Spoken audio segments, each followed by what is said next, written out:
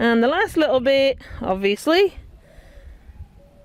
just give them a little bit of water to help them on their way.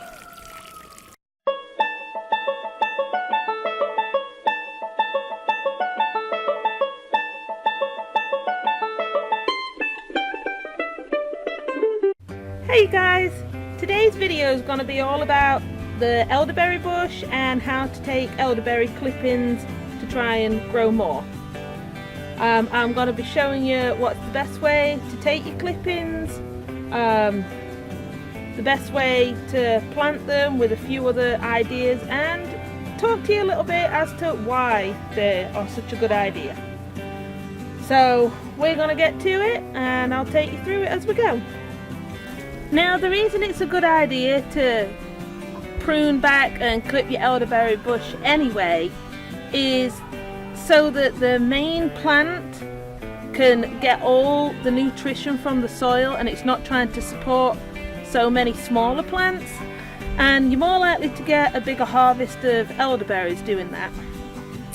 And also, if you go ahead and clip your elderberry bush, you can then take those clippings and plant them, which is what we're doing today, and then get more elderberries.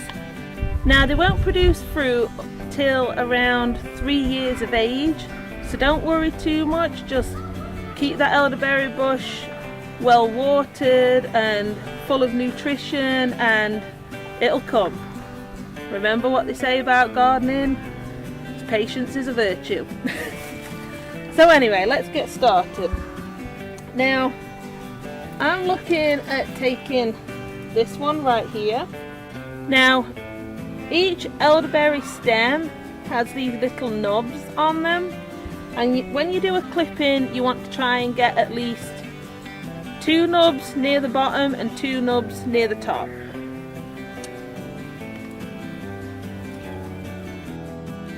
Now, right here is what I mean about the 2 knobs. This is where you get your sprouts coming out, and this one's actually started.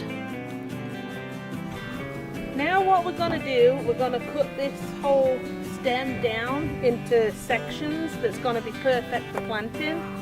Now, how we do it is, where I showed you the knobs were, you're going to want to go roughly 1 inch about the joint, from your joint on your thumb to your nail, but just roughly 1 inch or so below those 2 knobs, and you want to cut it on an angle.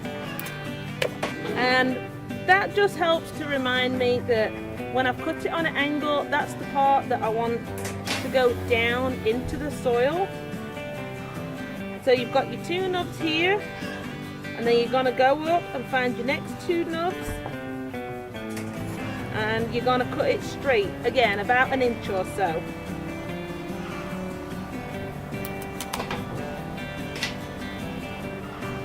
And that's what you're left with. And you can actually do that a few times depending how big of a cutting you took. So I'm just going to do a couple more because we're wanting to try and really grow the amount of elderberries on our property because they're so useful for so many things. So again, 1 inch or so below the 2 knobs, cut it on an angle, then find your next 2 knobs and cut straight across.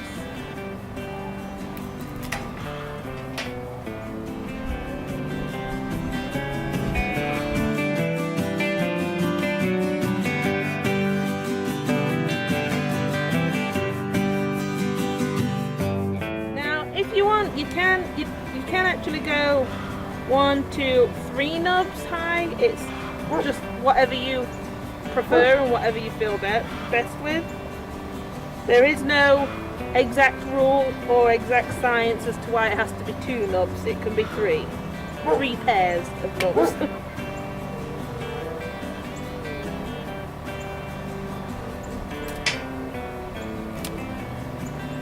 I'll do 1 more.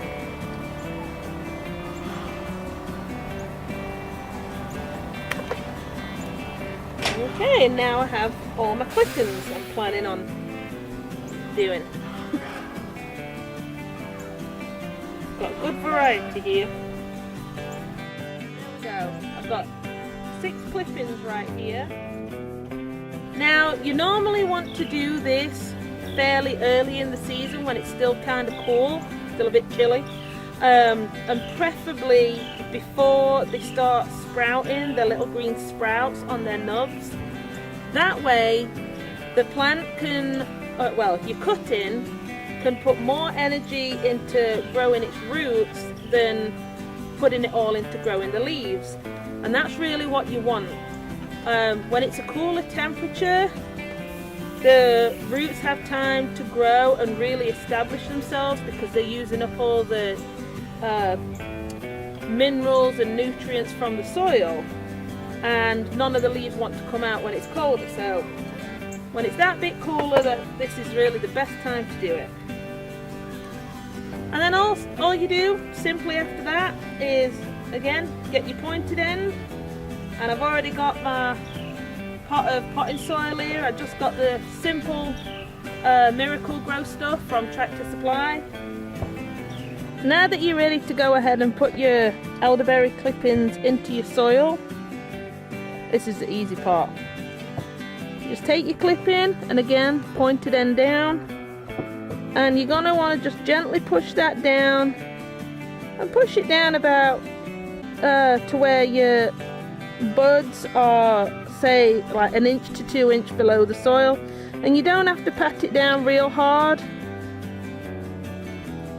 And that's it. Again, another one, just push it down so it's nice and firmly in the soil, and you just do that with each one. And the last little bit, obviously, just give them a little bit of water to help them on their way. Yesterday I went ahead and did some elderberry clippings, and I put them in a glass jar. This way that'll give me an idea of how they're growing and how the roots are sprouting. And since it's in a glass jar and I'll be able to see how the root system's working, that'll also give me a good idea how these ones are growing as well.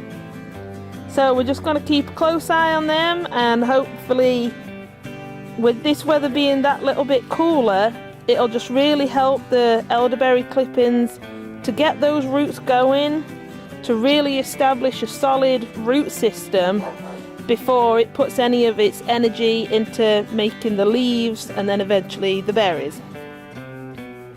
Now the reason we're wanting to have more elderberry bushes on our property is because they are so beneficial in so many ways. You can use the flower, the berry, the leaves, pretty much everything. We mainly use ours to make elderberry syrup, and then we also dry them out to make elderberry tea, but they're also good for your animals, especially your chickens, because it can help your chickens stave off any illnesses that they could get, like bird flu or anything like that. And it's all because of the high amount of antioxidants that's in them. They are really a super plant to have on your property. So if y'all are needing some elderberry clippings, give us a shout. So that's all there is to it, guys. Just keep a close eye on your elderberry clippings, keep them watered, and just keep an eye out for when those little green buds start coming out on your stem. And then it's going to be up to you as to when you decide to plant them in the ground. The best time of year to plant them in the ground, again, is the earliest part of the year when the ground is still kind of cool.